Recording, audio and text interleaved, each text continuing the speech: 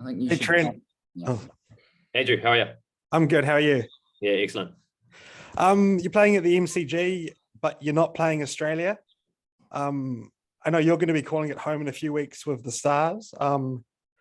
Is it a bit of a weird feeling?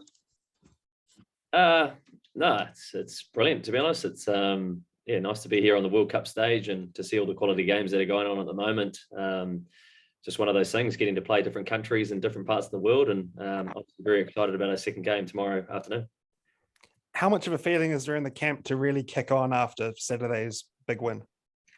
Yeah, I think a very excited team. Proud of the effort that we put out in the first game, and really enjoyed that occasion. And quickly gets pushed aside, and now it's a focus on Afghanistan, and another very important game for us. So eager to get out there and hopefully put on a good show again. And just how did you feel about how you went personally on that match on Saturday? Oh, I thought a great occasion. It was a very good feeling to be out there running around, and like I said, the way the boys stepped up and really set the tone, especially with the bat there in that power play, it was very, very cool to be a part of. So hopefully some good performances still to come for all of us. Nasha, do you want to go next? I've just unmuted you. Thanks, Willie. Hey, Trent. I'm not sure how much you actually watched of the India-Pakistan game the other night, but the surface had a lot of life in it. There's some good pace for the quick bowlers there. You guys have got a strong pace attack. Are you excited by what the surface might offer at the G tomorrow? Yeah, I believe we're on a new strip again.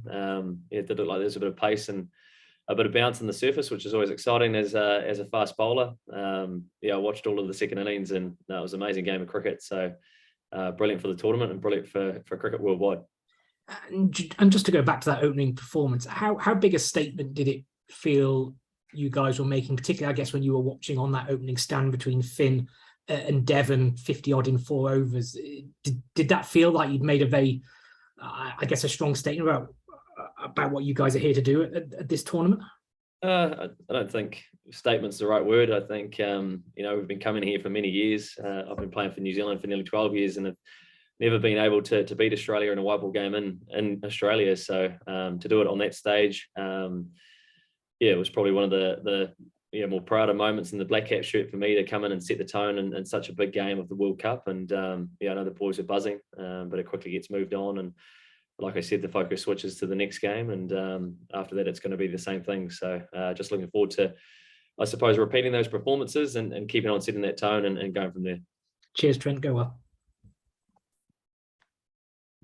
Thanks, Nasha. I don't see any other hands up on the Zoom, guys. If you want to ask a question, just pop your hand up. Yep, Guy Havelt, you're unmuted and you're on. Thank you very much. G'day, Trent. Good to see you, mate. Hope all is well. I know we keep harping on about that first game, but how did you put it to the side? Because, I mean, watching it was one of the most complete performances from a New Zealand team for a while. How on earth do you put that to the side so quickly? It is hard, but we quickly got on a plane the next day and moved into a new hotel and started preparing for a new game. But the boys spoke leading into this tournament, into that game of what it means to be here and how exciting it is to be on the stage. And T20 cricket's about fun. It's about showing your skills and going out there and having a good time. So it was set up beautifully by the opening batsman. The tone was set, and everyone just followed really. So it was an amazing occasion.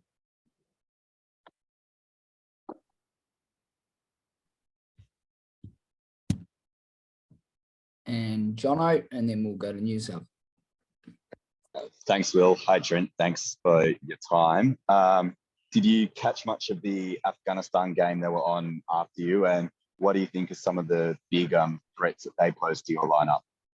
No, I didn't catch the game afterwards. We're obviously scouting them at the moment and getting ready, to face a quality side. Some very experienced players.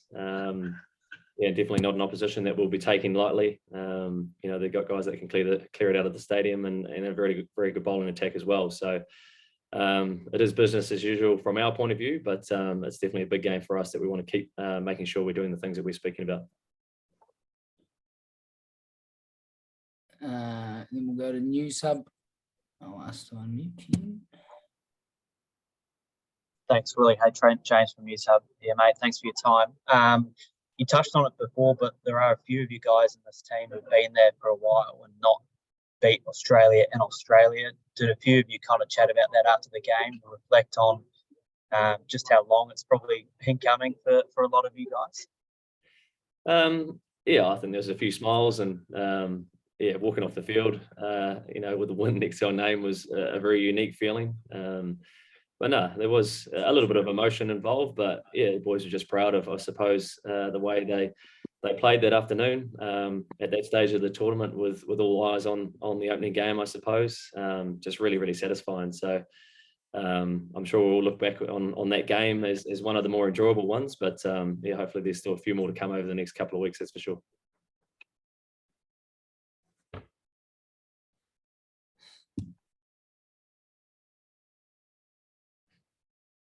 We'll go to Umir. Hi, mate. How are you? Good, thank you. It's Omar from Mac Media Group. Could we see the Mark Bestwell on the next match? Sorry, can you repeat Michael that? Bestwell. Can we see the Michael Bestwell on the next match against Afghanistan? Can we see Michael Bracewell? Is that a question? Bestwell. Michael Bracewell. Yeah. I'm not sure. Hey, I haven't. Because Afghanistan playing spin is very not easy, so that's why I'm asking this question. Okay. Yeah. Hey, I'm not too sure if he will be in the starting 11, but yeah, from what we saw in the match against Pakistan and India, with the way the wicket looked to favour a bit of pace and bounce, yeah, I'm not too sure what the selections are there, but we'll see tomorrow. Thank you. That's all about the tournament. We'll go to Clay. Thanks, Willie. G'day, Trent. G'day, Clay. I'm going to continue to labour the point about Australia if I can. I just asked because the last win was in Australia was the Hobart Test, if I'm right, and I think that was your first test, was it not? Yep, it sure was. Did your mind wander back to that day at all and the feeling you guys had after that game, and was it similar in any way? Yeah, it was a few haircuts ago, but yeah, I was a pretty young and naive Trent Boult back then, and yeah, I remember winning that game and just feeling like this is what happens all the time. But the boys quickly mentioned to me that test wins don't come around too often, let alone wins against Australia in Australia. So yeah, some comparables, but yeah, just a lot of pride and a lot of satisfaction, I reckon, from just the performances that the guys put out. And yeah, it was a few smiles walking off the field and a quiet beer or two in the change room. And yeah, it felt good. But obviously the big picture and the big focus is on what's to come. And yeah, one game, and you know, you don't win the tournament and the World Cup in the first game. So there's still a lot of work to be done. But just on that, I know it's only one game in, but sort of the record of this team at World Cup and the ability to perform at World Cups, does anything change when you get to a World Cup? Your mindset, the preparation? Is there anything about this team and World Cups that you can put your finger on that brings about your ability to pull out these results? I don't think just for New Zealand. I think it's for all nations, especially T20 cricket. We understand how quickly it can pass, and you know, T20 cricket's literally around one or two guys stepping up on each afternoon, and you know, one or two shots can literally change a game. So we're understanding that. You know, when it comes to World Cup pool play, there's a focus on every game to want to win, obviously, and it can get real specific with, you know, how hard batters go and what it looks like with the job with the ball. So how that looks from different bilateral series and stuff around the world, I'm not too sure, but I don't know, you can just feel it in an ICC event that the gears definitely go up a couple, and everyone's there competing for that shiny trophy. So it's a pretty amazing stage to be on. Cool. Thanks, Then mate. We'll visit tomorrow. we'll go to Andy V, and then we'll finish with Guy. Not to take you from happy memories to bad ones, Trent, but yeah, what has playing at the MCG meant for you over the course of your career? Yeah, I've only played a handful of games really at the G, but yeah, an amazing stadium. Obviously, to get out there and be on the World Cup stage is going to be pretty special as well. But yeah, World Cup final there, Boxing Day test. Some good memories, but yeah, a lot of unfinished business out there. So I won't look too far ahead, but yeah, it'd be brilliant to have another final stage out there and get a chance to lift the trophy. That's for sure. No, cool. Thank you. Guy. Oh, better mute you. Thanks, mate. Daryl, I'm told Daryl Mitchell may have been in the nets in the last few days. How is he, and what is he a niggly type? Does he chirp in the nets? What's he kind of like? Because he must have been like a cooped up little person for a while, having not played for a wee bit. Yeah, I believe he's trained the last couple of days. I actually took the optional training yesterday. I've got my 3 kids here, so it was a bit of family time, which was nice. But yeah, I can speak on behalf of Daryl and his determination and hunger to want to be out there, especially in a World Cup stage. So he'll be doing everything he can to want to be out there tomorrow afternoon. Yeah, whether he chirps in the nets or not, I'm not too sure. But he probably doesn't say too much to me. But I'll let you know if he does. And Dean to finish us. Yeah, Trent, just wondering, pads on in the net, your focus has obviously changed to the Afghani spinners. Are you talking specifically with my batting, or?